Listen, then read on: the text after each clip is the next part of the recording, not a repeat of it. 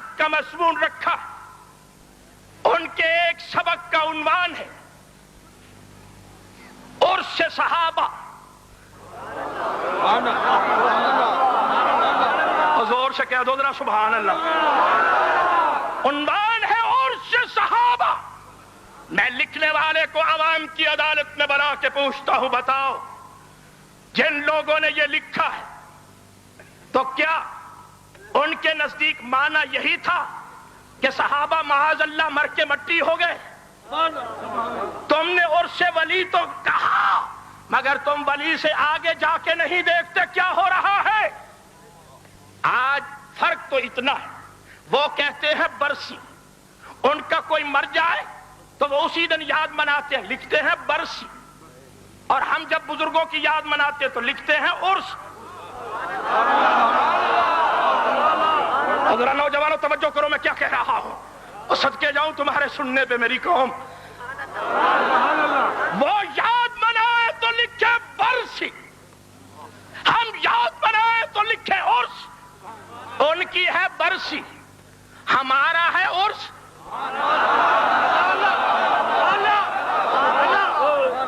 ان کی برسی، ہمارا عرس. ان کا لفظ برسی کہاں سے آیا؟ تاریخ پڑھنے والوں، اردو ادب پڑھنے والوں، میں پوچھتا ہوں لفظ برسی کہاں سے آیا اور لفظ عرس کہاں سے آیا؟ برسی کا لفظ آیا ہندوستان سے، عرس کا لفظ آیا مدینے سے.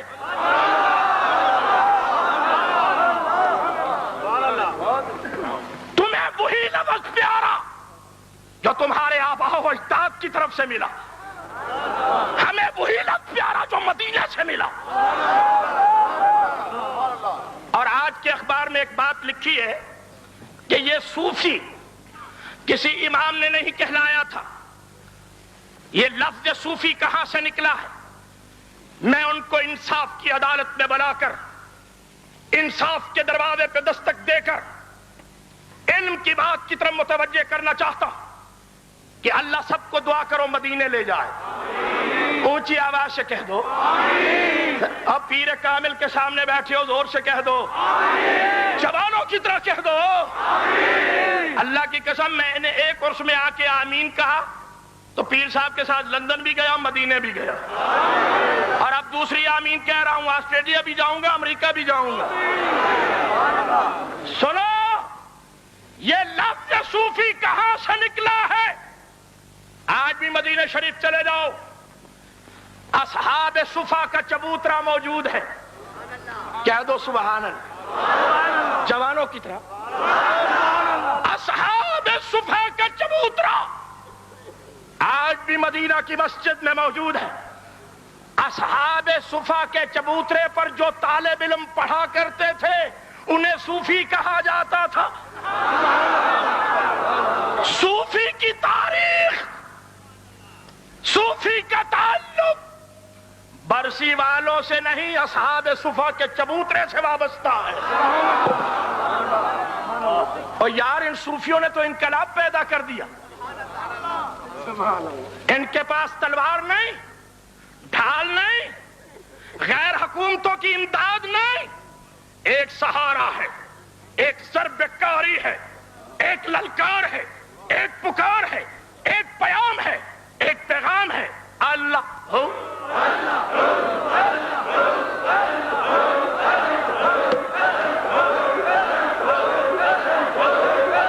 آج یہ اللہ کی صدائیں ہیں. یار میں بھی خطیب ہوں، پورے ملک میں تقریریں کرتا ہوں اور میرا فیلڈ ہی یہی ہے. میں نے بڑے بڑے پیر دیکھے ہیں. کسی پیر کو مولوی بلائیں، کسی پیر کو ادیب بلائیں، کسی پیر کو مسلمان بلائیں. آج تک کبھی یہ بھی سنا ہے کسی مسلمان کے پیر کو سکھ بلائیں؟ اگر کوئی سکھ بلا رہا ہے تو میرے خواجہ معصوم کو بلا رہا ہے. آسٹریلیا سے دعوت آئی، دعوت کرنے والا سکھ ہے اور وہ کہہ رہا ہے میرا دل متوجہ ہو رہا ہے.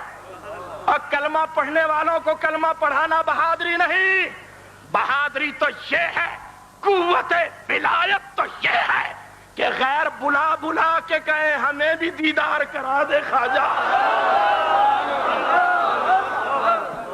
ہمیں بھی کرا دے دیدار خواجہ، اور خواجہ وہاں قدم رکھتا جائے اور ان کے ہاتھ سے وہ ان کا خاص نشان ونگ کڑا سکھوں گا۔ میں نے برطانیہ میں دیکھا ایک سکھ آ کے حضرت کے سامنے بیٹھا، میرے لیے تو نئی بات تھی، تو میرا بچپنا بھی ہے، ابھی عمر کے ایسے حصے میں ہوں کہ ذرا گفتگو کر لیتا ہوں اور صدقے جاؤں تمہارے سمجھنے پہ قربان، بچہ ہوں مگر بات کا سچا ہوں، اور خواجہ معصوم کے عشق میں پکا ہوں۔ میں نے کہا خواجہ صاحب یہ سکھ آئے بیٹھے، یہ سکھ آئے؟ کہنے لگا بیٹا عزیزم، حضرت نے بڑے مسکرا کے فرمایا، اور ان کا مسکرانا بھی عجیب ہے، ان کی لب ہل جائے تو صوفی کا دل تڑپ جاتا ہے، ان کے نقش و نگار دیکھو، ان کے چہرے کے اطوار دیکھو، ذرا بیٹھنے کا انداز دیکھو، ذرا نگاہوں کا جھپکنا دیکھو، ذرا ادائیں دیکھو۔ میں نے کہا حضرت یہ سکھ آیا بیٹھا، کہنے لگے عزیزم، فرمانے لگے بیٹا یہی تمہیں پاکستان سے دکھانے آیا ہوں کہ میں نے کسی کے دروازے پہ دستک دے کے نہیں کہا کلمہ پڑھو، انہیں پتا چلا ہے کہ موری کا چراغ آ گیا ہے۔ آسٹریلیا میرے خواجہ جا رہے ہیں، سکھوں کی دعوت ہے، اور یہ سن کر تمہیں مسرت ہوگی کہ جب سکھوں کی دعوت میں خواجہ جائیں گے تو ان کا تعلق گانچ سے ہٹ کے قرآن کی طرف ہوگا، توجہ ہے نا، ان کا تعلق گردوارے سے ہٹ کر کعبے کی طرف ہوگا، اور موری کا ہر غلام فخر سے کہے گا کہ ہمارے پیر نے نگاہوں سے کایا پلٹ دی۔ تو میں ان کی خدمت میں عرض کرتا ہوں کہ عرس محمد مصطفیٰ پہ قلم اٹھانے والوں، ذرا اپنی تاریخ کو پڑھ لیا ہوتا۔ تم کہتے ہو کہ عرس ولیوں کے لیے ہوتا ہے، ہم کہتے ہیں کہ عربی لغات نے ثابت کر دیا ہے کہ عرس کا معنی ہے یاد،